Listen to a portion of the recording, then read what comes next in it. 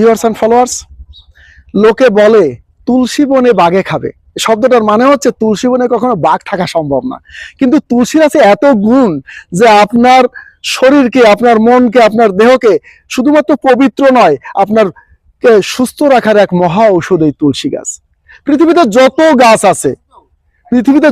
গাছ আছে, যত ঔষধি গাছ আছে, তার ভিতরে সবচেয়ে শ্রেষ্ঠ গাছ হচ্ছে তুলসী গাছ। কেন শ্রেষ্ঠ বলছি জানেন?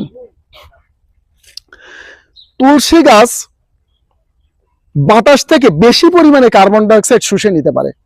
আমি যাই একটু অন্য জায়গায়, আপনারা সবাই তাজমহলের নাম শুনেছেন। তাজমহলকে পাশেই হচ্ছে যমুনা নদী, সেখানে আছে একটি তেল শোধনাগার। আগ্রার পৌরসভার মেয়র ঘোষণা করেছেন সকলের বাড়িতে তুলসী গাছ লাগাতে হবে। শুধু তাই নয়, যাদের ছাদ বাগান, সেই ছাদ বাগানেও যেন তুলসী থাকে। কেন? তুলসী বাতাস থেকে সবচেয়ে দূষিত পদার্থ নিজের ভিতর গ্রহণ করে তাকে পরিশুদ্ধ করে দেয়। ও যেমন বাতাসকে, প্রকৃতিকে প্রশুদ্ধ করে, আপনার শরীরকেও প্রশুদ্ধ করে দেয়। কিভাবে? তুলসীর রস যদি আপনি নিয়মিত খান, আপনার শরীরে অ্যান্টিবায়োটিক অর্থাৎ শরীরকে রোগ প্রতিরোধ ক্ষমতা বাড়িয়ে দেয়।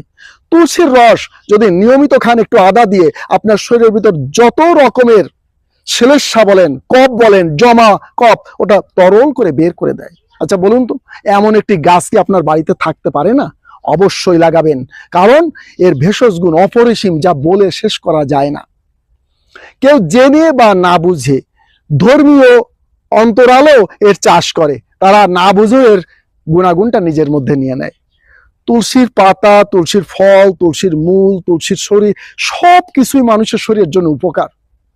তো আপনি খুব কাশি হয়েছে, কফ উঠছে না, আপনি কয়েকটা তুলসীর পাতা নিন, একটু কাবাক চিনি নিন, একটু আদা নিন, একটু নুন নিন, চিবিয়ে খেয়ে ফেলুন, দেখবেন আপনার কফটা তরল হয়ে বের হয়ে যাচ্ছে।